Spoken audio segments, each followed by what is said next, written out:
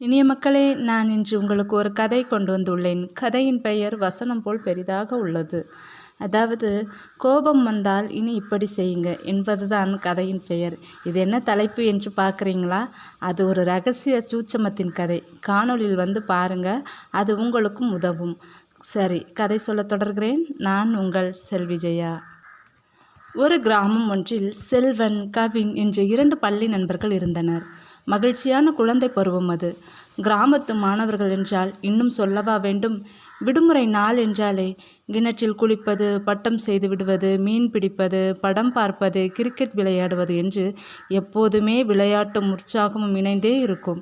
செல்வன், கவின் இருவரில் கவினுக்கு கோபம் வரவே வராது. எவ்வளவு பெரிய சிக்கலையும் சமாளிக்கும் ஆற்றல் அதிகம். யார் கோபப்படுத்தினாலும் எக்காரணத்தை முன்னிட்டும் கோபப்படவே மாட்டான். இவனது செயல் பலரையும் ஆச்சரியப்படுத்தியது. கவினின் நண்பன் செல்வனுக்கு இது அதிக ஆச்சரியத்தை ஏற்படுத்தியது. ஒரு நாள் இருவரும் பேசிக்கொண்டே நடந்து செல்கையில் செல்வன் கேட்டான், நண்பா கவின், நீ எப்படி கோபப்படாமல் இருக்கிறாய்? யார் உன்னை கோபப்படுத்தினாலும் நீ அதை கடந்து செல்கிறாயே, இது எப்படி உன்னால் முடிகிறது என்று கேட்டான். அதற்கு கவின் சொன்னான், நண்பா, அது ஒரு இரகசிய பயிற்சி என்றான். பிறகு அதை ஒரு பொருட்டாக செல்வன் விரிவாக கேட்கவும் இல்லை, அதை பற்றி கவின் சொல்லவும் இல்லை.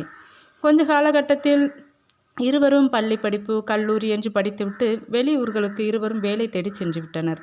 சில வருடங்களில் இருவரும் நல்ல வேலை, வாழ்க்கை என்று மகிழ்ச்சியாக வாழ்ந்து கொண்டிருந்தனர். வருடத்திற்கு ஒரு முறை மட்டும் ஊர் திருவிழா, தீபாவளி, கொடை, ஒரு சில விழாக்களுக்கு சொந்த ஊருக்கு வரும்போது இருவரும் சந்தித்து கொள்வது வழக்கம். அப்படி ஒரு முறை கோவில் கொடையோடு செல்வனும் கவினும் வெளியூரிலிருந்து சொந்த ஊருக்கு வர நண்பர்கள் இருவரும் பேசி மகிழ்ந்து கொண்டாட்டத்தில் துள்ளினர். பின்பு எல்லா சுப நிகழ்வுகளும் முடிந்த பிறகு சாதாரணமாக பேசி கொண்டிருந்த தருணத்தில் அப்போது செல்வன் இப்படியாக கேட்டான் கவினிடம், டேய் நண்பா, உன்னை பார்க்கும்போது எனக்கு பொறாமையாக இருக்கிறது என்றான். ஏண்டா நண்பா என்றபோது, பின்ன என்னடா, நீ எவ்வளவு பொறுமையாக இருக்கிறாய், எனக்கு தான் எதற்கெடுத்தாலும் கோபம் வருகிறது, உன்னால் எப்படிடா இவ்வளவு பொறுமையாக இருக்க முடிகிறது என்று கேட்டான் செல்வன். அப்போது கவின் சொன்னான், நானும் சிறு வயதில் அடிக்கடி கோபப்படுவேன். என் அம்மா என்னை கோபப்படாத அப்படின்னு சொல்லுவாங்க, ஆனால் நான் கேட்கவே மாட்டேன். ஆனால் ஒரு நாள் எங்கள் அம்மா எனக்கு ஒரு விஷயம் சொன்னாங்க. அதாவது, நீ எப்பெல்லாம் கோபப்படுறியோ அப்பெல்லாம் நீ தோற்று போகிறாய், உன் வாழ்க்கையில் மகிழ்ச்சியின் நாட்களை இழக்கிறாய் என்று சொன்னாங்க. இந்த வார்த்தை என் மனதை தொட்டுவிட்டது. நீ இந்த கோபத்தை என்று வெல்கிறாயோ அப்போதுதான் வாழ்க்கையில் வெற்றி பெறுவாய் என்று சொன்னாங்க.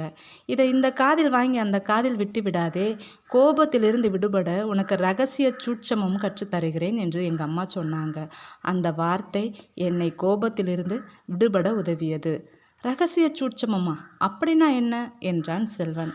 அதாவது, உன்னை யாராவது கோபப்படுத்தினால் அதை ஒரு விளையாட்டு போட்டியாக மனதுக்குள் நினைத்துக்கொள்.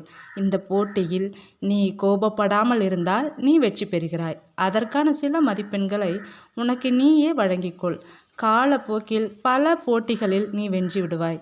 அதுவே உனக்கு பழக்கமாகி போய்விடும் என்று சொன்னாங்க. நானும் இந்த விளையாட்டை என் மனதுக்குள் ஒரு போட்டி போல் நினைத்து விளையாடுவதில் கோபப்பட்டு தோற்று போக எனக்கு விருப்பம் இருக்காது.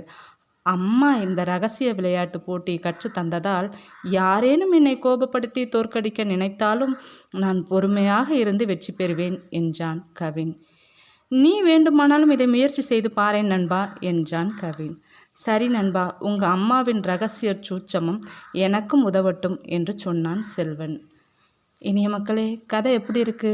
கோபம் என்பது ஒருவித உணர்ச்சி. அதை கையாள பழகிவிட்டால் வாழ்க்கை இனிமை.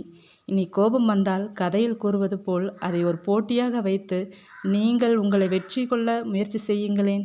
மீண்டும் மற்றொரு கதை காணொளியில் சந்திக்கும் வரை நான் உங்கள் செல்வி ஜெயா. சாச்சா, பை பாய்.